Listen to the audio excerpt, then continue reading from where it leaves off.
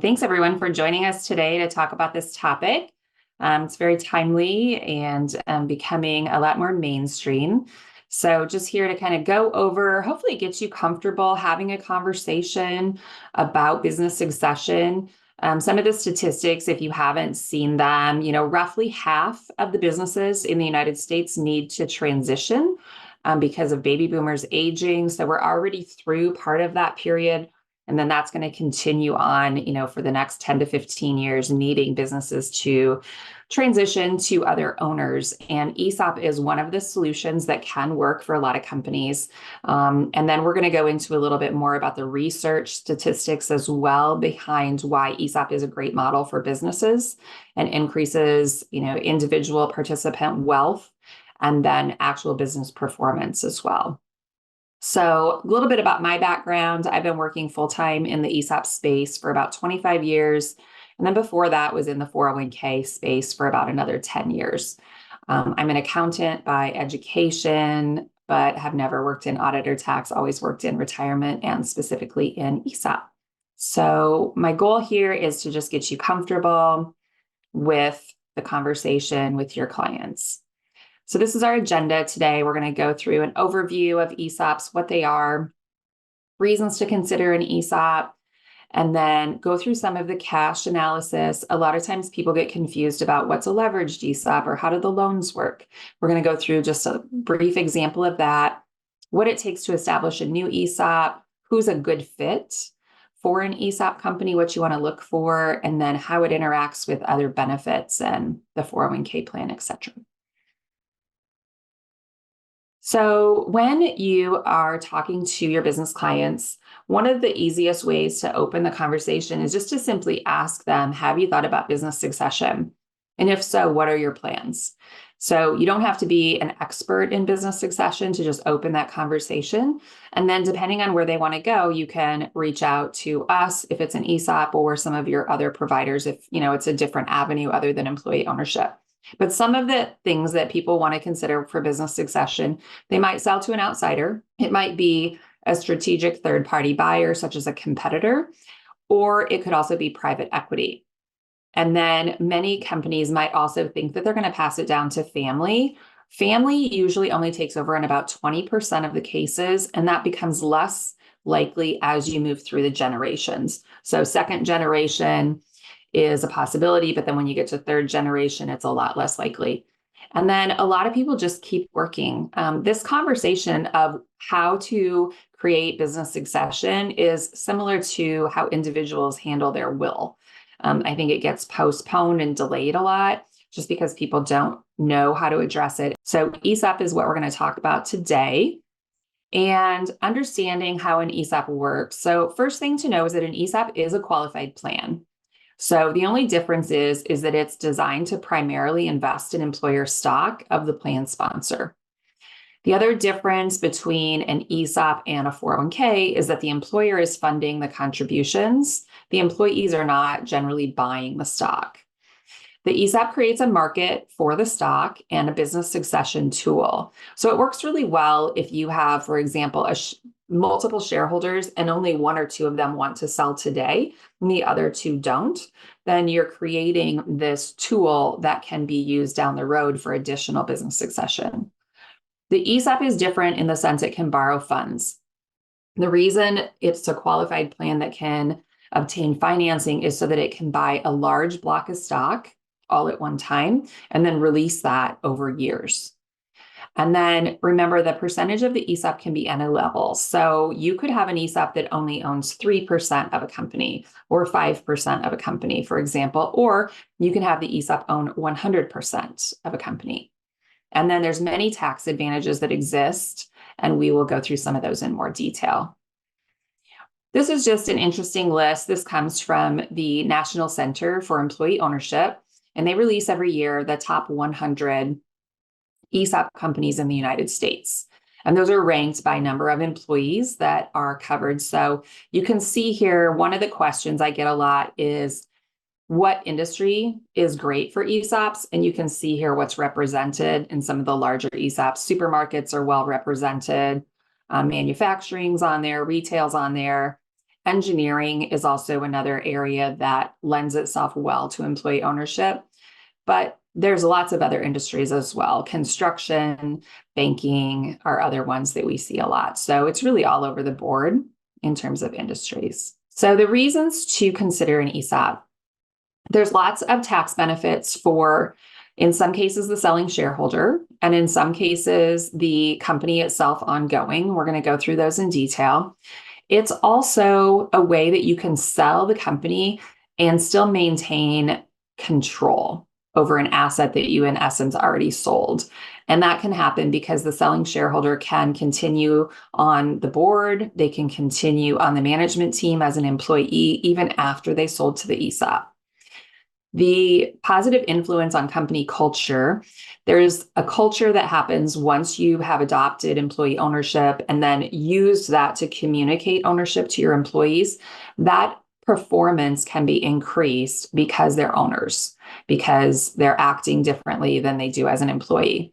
And then there's a lot of benefits to the participants. So some of the statistics, and this comes also from the National Center for Employee Ownership, ESOP participants have 92% higher median household net wealth than non-ESOP participants. So that's almost double the net wealth by being a participant in an ESOP.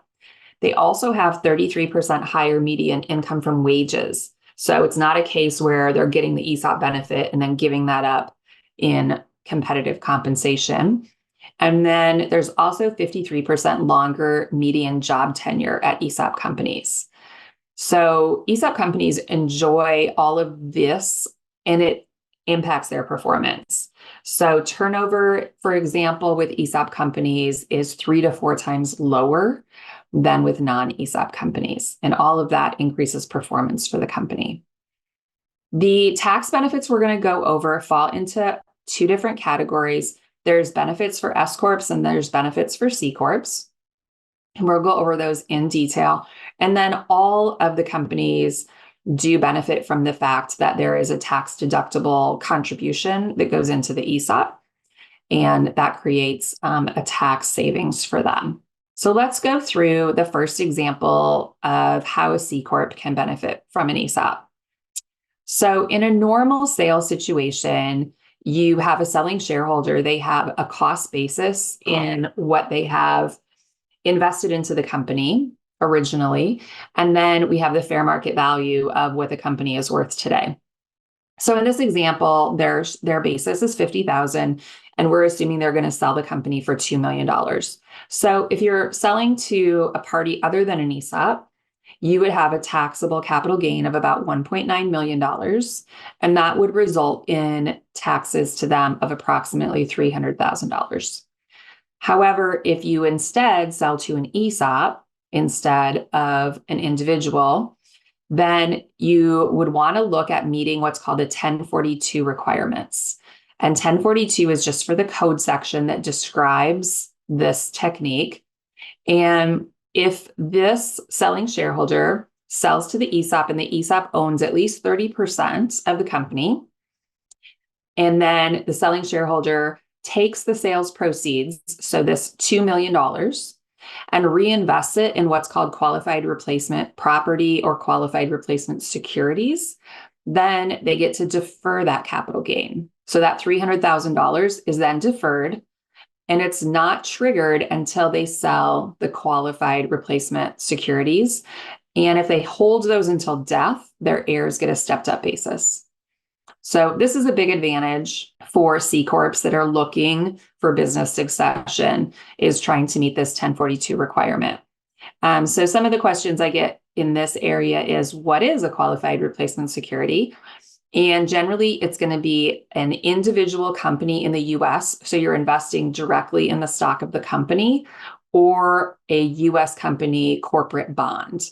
So what it's not is, it's not mutual funds, it's not EFTs, it's not government securities, but you can still create a diversified portfolio within those individual stock holdings. There's also a lot of financial instruments on the market in the 1042 reinvestment space that allow for the selling shareholder to extract some cash while remaining invested. So there's lots of different opportunities out there for the reinvestment. Let's flip to S Corp. So before I flip the next slide, this is only available right now for C Corps. Beginning in 2028, it's going to be extended to S Corps, but instead of 100% capital gain deferment, it's only going to be 10%. So the S Corp benefit is not at the time of the sale necessarily. This is an ongoing benefit. And the way that S Corp ESOPs benefit is they don't pay taxes. So they're basically a business entity. And to the extent that they're owned by an ESOP, they don't have any federal taxes. And depending on the state that they are operating out of, there's a good chance they also don't have state income taxes. So let's first visit what happens in an S Corp situation when you're not owned by an ESOP. So imagine we have taxable income of $1 million and we have outside shareholders. Let's pretend we have two. So the S Corp is a pass-through entity. So it passes through its taxable income to its shareholders on what's called a Schedule K-1, and the individuals then pick that up on their 1040. So in this case, we have two shareholders. They're each going to pick up $500,000 of taxable income on their 1040. So then what's going to happen is they're going to have a really large tax bill to pay, right? So then they look back to the company and say, well, company, S Corp, you're going to have to give me some of the money of the earnings so that I can pay my taxes. So the S Corp will usually distribute about 30 to 40% of its taxable income in what's called an S Corp earnings distribution. It's kind of like a dividend, and it pays that cash out to the shareholders. So in our case, the company is going to pay out $300,000 to these two shareholders, $150,000 each, so they can make their tax payment. Now, if we are instead 100% owned by an ESOP, the only shareholder is the ESOP, and the ESOP is a tax-exempt entity. So while the ESOP gets a K-1 reflecting $1 million of taxable income, the ESOP does not pay any taxes. So there's no distribution that's required, and the company gets to retain the $300,000 or maybe as much as $400,000 that it was previously paying out to the outside shareholders. So this is a huge benefit, and you basically end up with a business operating tax-free in essence. And what happens is the company gets to just retain this cash. So they can use that extra money to stay in the business. They can use it for capital improvements. They can use it to pay down debt. They can use it to make acquisitions. So a lot of S Corp ESOPs that are 100% ESOP owned are in acquisition mode, where they're buying up other companies and getting bigger through acquisition. So this is the market potential for ESOPs that I referred to at the beginning. So baby boomers own about half of all privately held firms in the United States. So this represents about 2.9 million firms that have to change hands, and 32.1 million employees, and they have 6.5 trillion in revenue. Now, not all of these firms are going to be ESOP candidates, but a lot of them are. And we'll go through exactly what makes a business a good candidate. So this is one aspect of why you're hearing about employee ownership a lot more in mainstream media, is this baby boomer event happening. Some people call it the silver tsunami. This is part two of why we're seeing more movement in this space, and we're going to see more ESOPs, is the government is actually starting to come behind employee ownership and view it as a good business model that's worthy of investing in. So part of Secure 2.0 required the Department of Labor to create a division of employee ownership. So that's actually been created. And then they did receive some funding that's going to be actually distributed out to the states. So you can see here for each year what's available for each of the states to apply for as a grant. And what it allows is for the states to set up centers for employee ownership. It allows states to provide education for businesses and employees of how to create employee ownership or use ESOPs for business succession. It also can provide credits. So some states have different incentives that you can apply for. So, for example, Colorado has a tax credit of 50% of the ESOP startup costs up to $150,000 as a state tax credit. So look for more programs at states. There's probably about 10 to 12 states that have some form of program or incentive right now. ESOPs also work really well with other retirement plans, so they integrate with other tools. So an ESOP is a qualified plan, and so we can't discriminate inside the ESOP towards one group of employees, for example. So it's not a tool to provide key person benefits, but you can do that on the side of the ESOP. So many ESOP companies will have non-qualified plans where they benefit some key employees. So that could be a phantom stock plan, a stock appreciation right, a non-qualified deferred comp plan, top hat, those kind of things can still create that kind of planning. And then most ESOP companies also have a 401k. And so one of the trends in the market over probably the last 7 years is that it's really common for the company to want the ESOP record kept where the 401k is record kept. One of the advantages to that is every time your participant logs on and sees the 401k, then they also see the ESOP. Whereas before we had some record keepers doing both plans, you had a lot of people who were just record keeping the ESOP, and it would be just an annual statement that that employee would get. And then ESOPs also create a flexible timetable for selling shareholders. As I mentioned, you could have 4 shareholders, maybe one of them wants to sell, and that's why the ESOP is established. And then 10 years down the road, 2 more shareholders want to sell, and then they sell into the ESOP. So it's flexible because it doesn't have to be 100% all at once. And then we talked about the tax savings that can happen and the increased wealth potential and culture for the employees. And then the culture that affects company performance. If you want to see a lot of research behind the company performance tie-in, go to that National Center for Employee Ownership. And they have a whole research table that is on their website that you can access. So one of the things that when people are looking at if a company is a good fit for an ESOP, a lot of people are looking at the numbers and the earnings. And while those are super important, what really tells me a company is going to be a really good fit for an ESOP is that the business owner wants legacy. So you'll have a conversation with the business owner and they'll say, I know I need to find a succession plan for my business. I just want to make sure all of the employees are taken care of. I just want to make sure that the business stays intact and serves the community. I don't want my business ripped apart by a private equity firm.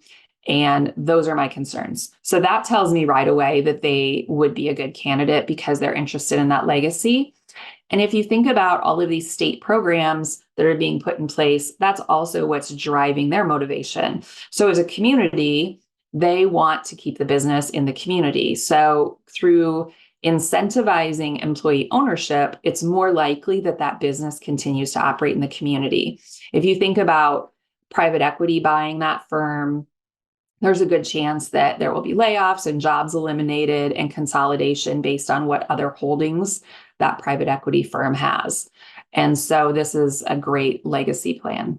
One of the questions that comes up in the ESOP space is, well, if we're an employee-owned company, does that mean that employees are running the company? And that's not the case. There's still a corporate governance that applies, and so that doesn't change.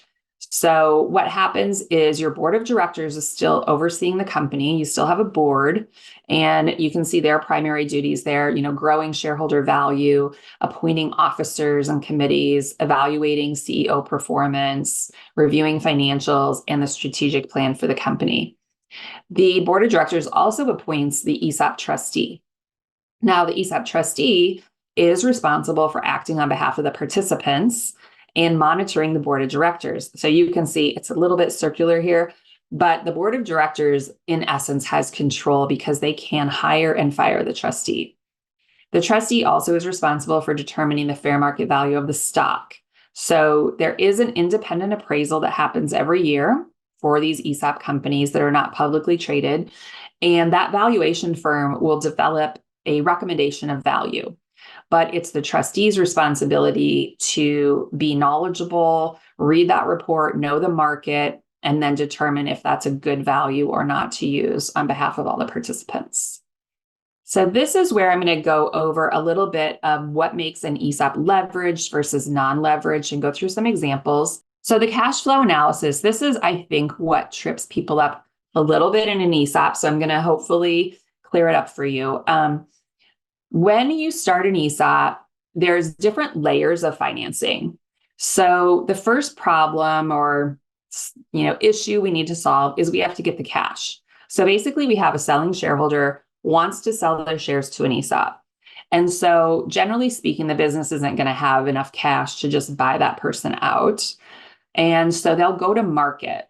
So the business is the only entity that actually generates cash flows. So it's the only entity that can basically guarantee financing. And so that's the credit worthiness that's evaluated, is the cash flow of the business. So the business will go out to market and try to raise financing to do the deal.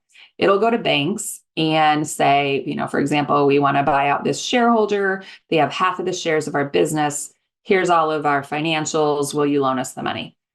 And if the bank will not finance 100% of the deal, which often they won't, then usually what fills in the gap is seller financing. So then the sellers, instead of getting all of their money at the date of closing, they're getting some of their money over a period of time.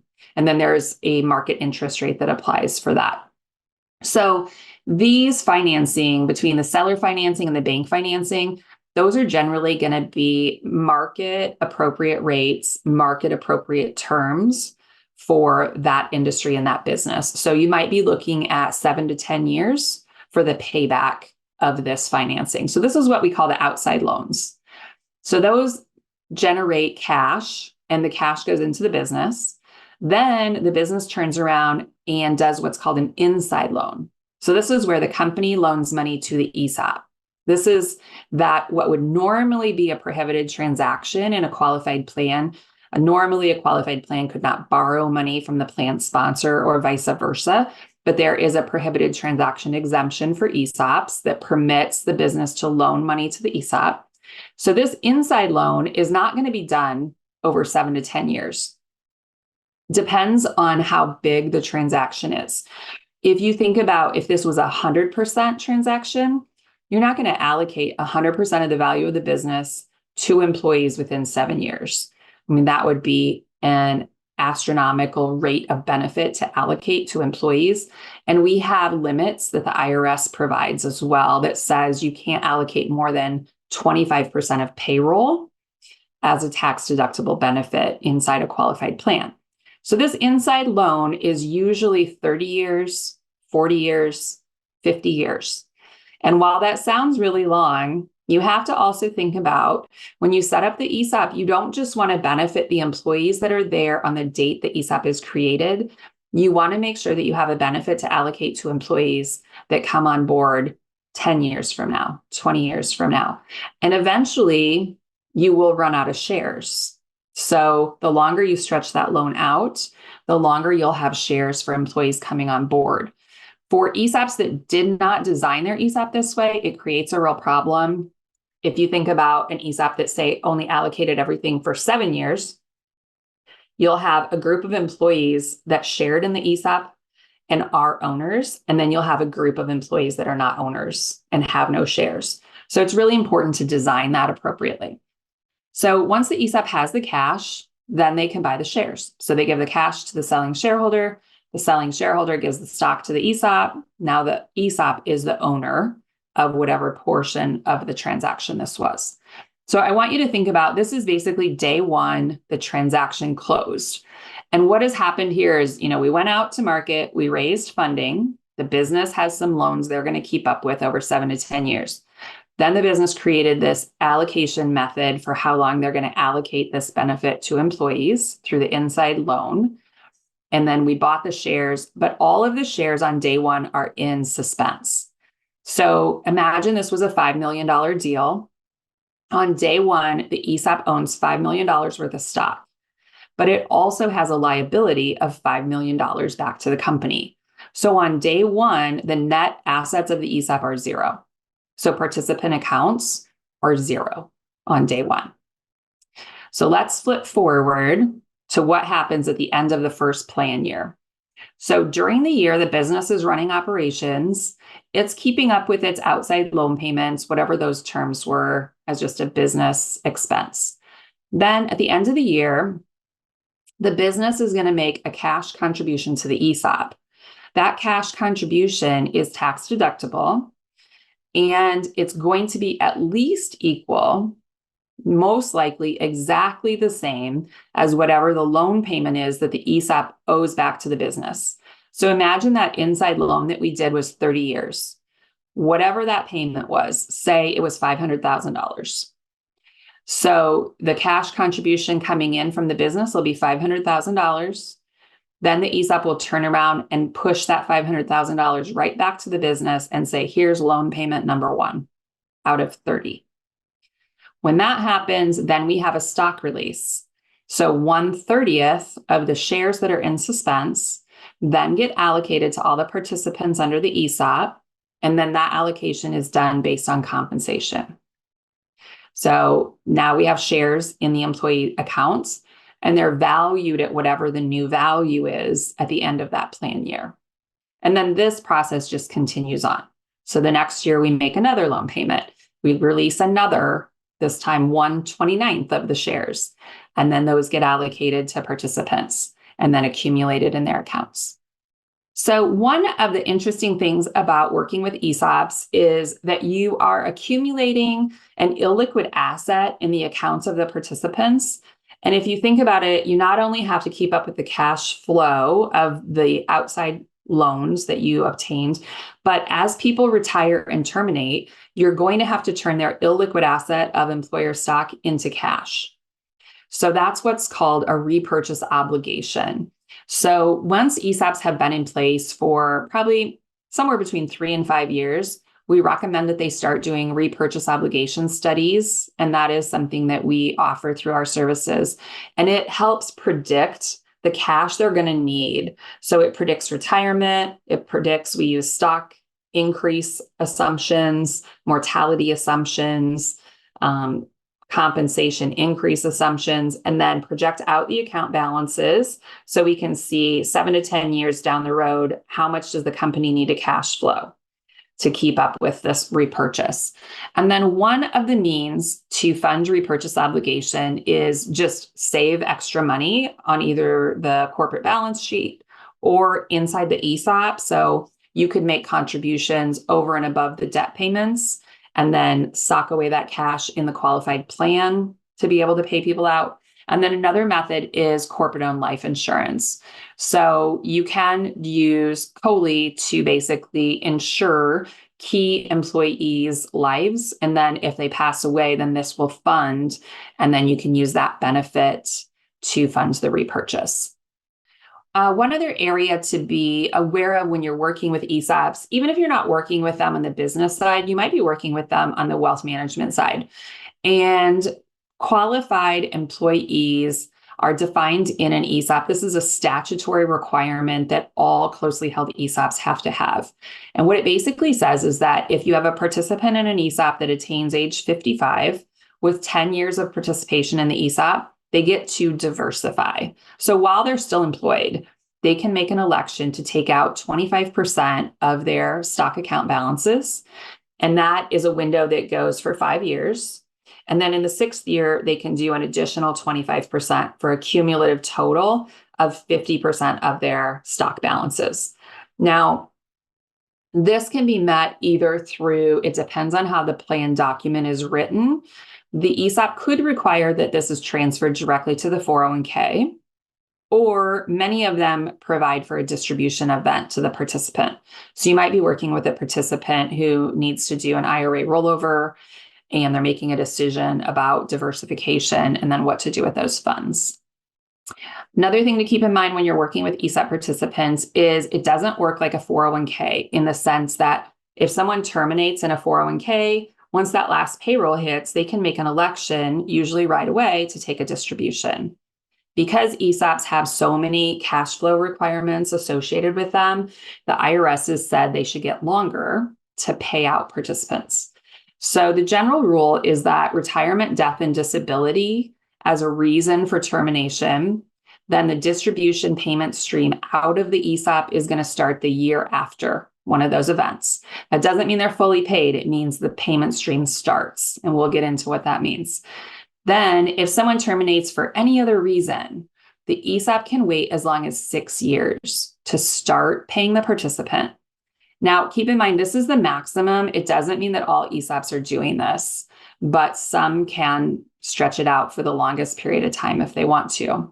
There still is a cash out and then auto rollovers that apply to an ESOP. So similar to our 401ks, where if someone now has a balance of $7,000 or less, we can force them out of the plan. That would also apply to ESOPs as long as that's in their document. And then I'm going to skip the leverage box here and come back to that. And then the payment stream that comes out of the ESOP can be lump sum all at one time, or it can be a 5-year installment. And then those 5-year installments are actually extended out for really large balances as well. So if you think about it, someone could terminate in 2024, they would begin their distribution payment stream in 2030, and then that would go for 5 years. And so they wouldn't be paid out until 2035. I will say, though, most ESOPs don't use the maximum. A lot of ESOPs will have these as kind of the outside limit, but then they'll have a distribution policy that says, if you have 100,000 or less, we'll pay you out in lump sum. If you have more than 100,000, then we'll use the 5-year installment. Or maybe they'll use installments, but they won't make them wait 6 years. So that's all dependent on the plan document and the distribution policy. And then there is another feature that says while an ESOP is still leveraged, they can actually delay payments for participants until that loan is paid off. This is more rare than it used to be in the past because our loan terms are now much longer. When I first got into the ESOP space, they were doing 10-year ESOP notes. And so this was used. But now that we're doing 30 and 40 and 50-year loans, we're not usually using that. Also, when you're working with ESOP participants, keep in mind that net unrealized appreciation is also something to keep in mind. So what this means is if the participant receives distributions from the qualified plan in the form of stock, and they take the entire balance in their account in 1 year, then they're only taxed ordinary income on the basis of the stock, and that's the original basis to the trust. So if this is an ESOP that's been in place for 20 years, it could be basis from 20 years ago. And then the participant is taxed long-term capital gain when they sell those shares. So they might put those shares even immediately back to the company. Then they get long-term gain on the increase, ordinary taxes on the basis. So keep in mind, that's a good planning technique for people with really large balances that have been in ESOPs for a long period of time. So ESOPs are complicated, right? And so a lot of times people will say, well, why should I even dive into this space? One, I would say you set yourself apart as an advisor, bringing solutions to your client. As an advisor, I would want to be defensive and protectionary over the relationship and know that as you have an aging business owner, they're starting to think about this, even if they're not talking to you about it. So you want to make sure that someone else isn't coming in with solutions and that you are bringing those solutions to the table. It also can increase client retention, especially, for example, if you're the advisor on the 401k plan, then they put in place an ESOP. Those two generally, although there's not a lot of advising that you are doing on the ESOP and you're not getting paid off the assets because they're closely held stock, there's still a lot of benefit that you can offer for the participants in understanding their ESOP, understanding the payment timing, and providing advice to them. You can also have the potential for consulting revenue. We have had some advisors charge a small consulting fee to kind of quarterback the startup of an ESOP. That probably depends on, your firm and what kind of revenue fees you can charge. And then the other thing I'll point out is when you're working with clients that are in that 100% S Corp ESOP category, they're really growing through acquisitions, many cases. So, for example, we just had a case app come on board this year, and they're already adding another company worth another 40 participants and merging in their old 401k plan into this plan. So it's a great way to have growth through that. And the 100% S Corp ESOPs, just so you don't think that's kind of a rarity, it's actually the most common form of ESOP. So about half of ESOPs are S Corp 100%, and that's because of that tax benefit. Okay, so what steps does it take to establish a new ESOP, and who's a good candidate? So first, we want to make sure they're a stock company, so S or C Corp, or they're going to convert at the transaction. So if they're an LLC now, they would be converting to S or C. We want to make sure they have consistent earnings and cash flow. Having tons of volatility and wide swings in revenue and income is not going to be good for an ESOP situation. We want to make sure there's interest in selling basically under the employee ownership structure. And then just a reminder, it doesn't have to be 100% of the company. We want to see at least 20 employees, strong management team, open to the employee ownership concept. And then we like to see net earnings. So this is before taxes, interest, depreciation of at least $1 million. That makes sense for the fees that they will have to start the ESOP. And any smaller than that, it might not make sense. So these are the phases if you do start to have a conversation with a business owner about ESOP. One, we just start with preliminary conversations, talking about how an ESOP works, what's the concept, looking at some basic financials to see if they are a good candidate. Then if they want to move forward, we involve a transaction advisor over the ESOP. They're ones that structure the transaction. So they're going to do what's called an ESOP feasibility study. It's going to be for that business, looking at the taxes, should they be S, should they be C, should they include the real estate if there's real estate involved? And then what does the selling shareholder walk away from the table with?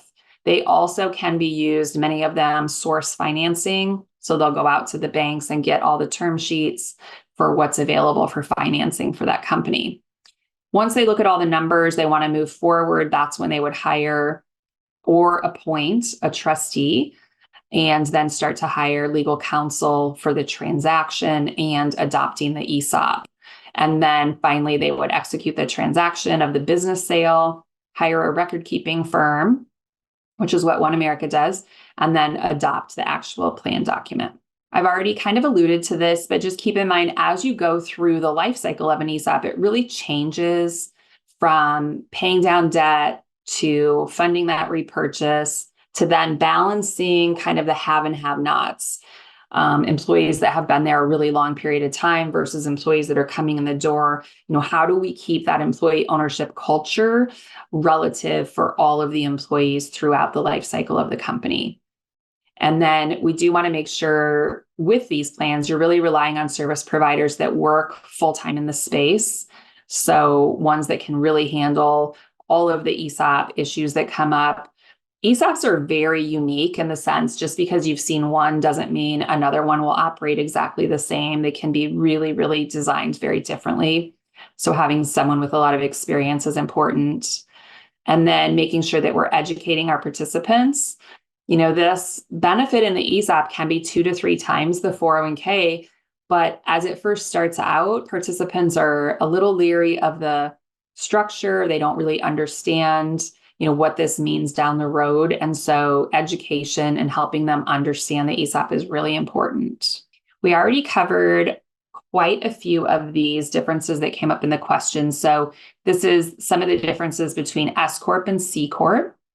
We talked about the 1042 only applying for C Corp, except for in 2028, it's going to extend to S Corps for a limited basis of just 10%, not 100%.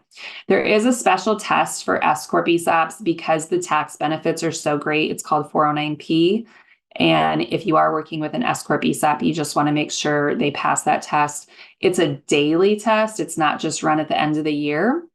So it can be messed up, for example, by 2 employees getting married and then creating an issue for 409P. And then 1042, we went through on the C Corp.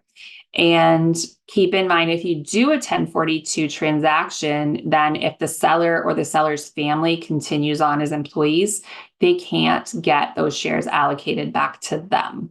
In an S Corp, you can, as long as they're not doing a 1042 and down the road in 2028. When you have an ESOP and a 401k together, there's some things to keep in mind. It's usually best to keep those plans separate rather than putting them together in one KSOP document. They're just operating two different ways. They're accounted for two different ways. The 401k is daily and the ESOP is only updated once a year. And you want to make sure the combined testing that has to happen between the two qualified plans is done by your ESOP record keeper or TPA, because some of that testing is dependent upon stock value. So you'll have to wait for that stock value to come in the door, for example, to complete your 415 testing. Another technique to keep in mind is you can use your 401k safe harbor or match and funds that into the ESOP. And we use this a lot for a company who's already contributing those dollars towards a benefit. Then they want to do an ESOP transaction. So now we've already eaten off, 3% of payroll into that leverage transaction that is no new cost to the company.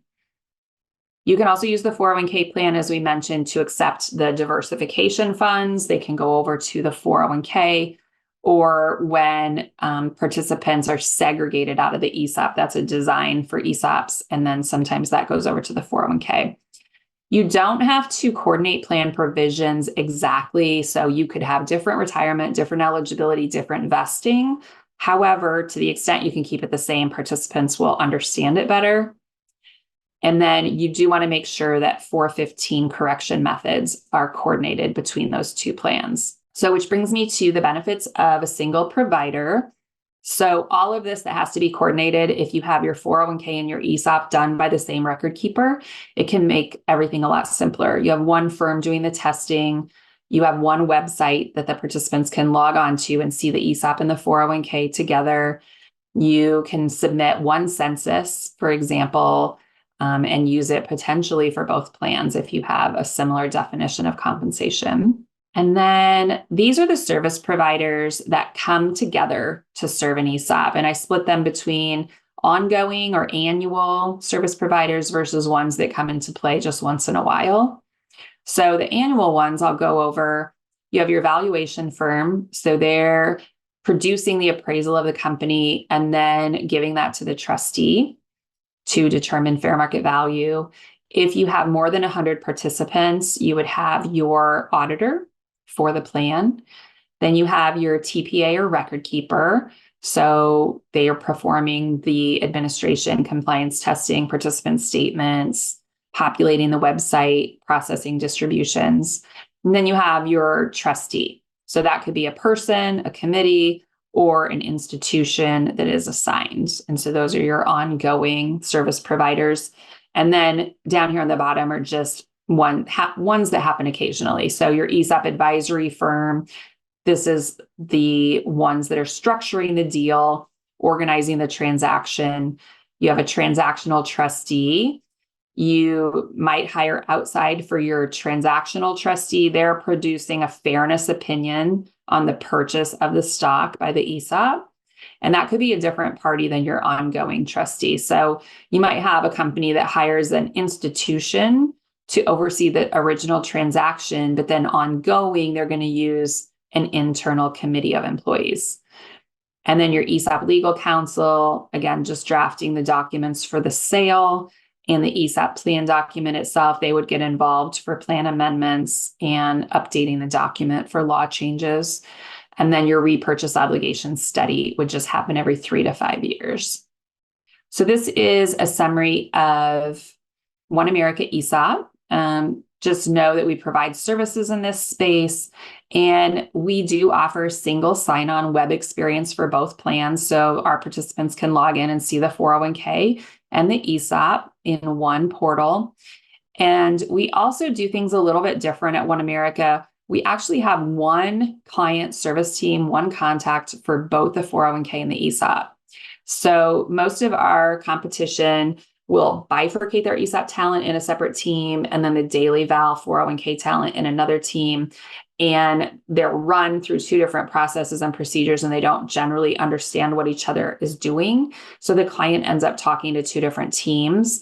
At One America, we have one relationship manager for the 401k and the ESOP, one plan manager for the 401k and the ESOP, and they are actually record kept on the same system. So you end up with the client having a lot better service experience, just having one stop to talk to. And then if you want to go more into ESOP education, deeper into any of these areas, we do have what we call One America Financial ESOPology. We have 12 or 13 different modules, and you can mix and match what you want to dive into deeper. And we can do another webinar custom for you on what you want to learn. For example, I've done them for wealth advisors that want to understand more about the taxation and the timing of participants receiving distributions out of the ESOP. And then this is where to contact us for more questions. So one other thing I'll mention, we talked a lot about business succession today and how to identify opportunities for startups. If you run into a client that has an ESOP in existence, I would also ask questions like, how is your service? There's been a lot of service bumps in this area because of all of the consolidation that's been happening. So asking them questions like, are you getting your statements timely? Are the statements accurate? And then are you getting your questions, your technical questions answered? Do your participants have access to the information on the website? If you think about from a participant perspective in an ESOP, this benefit is 2 to 3 times as large, sometimes as their 401k, and yet they only get the information updated once a year. And that's dependent on when that appraisal value comes in, when the trustee approves that value, and then when the record keeper gets the statements done.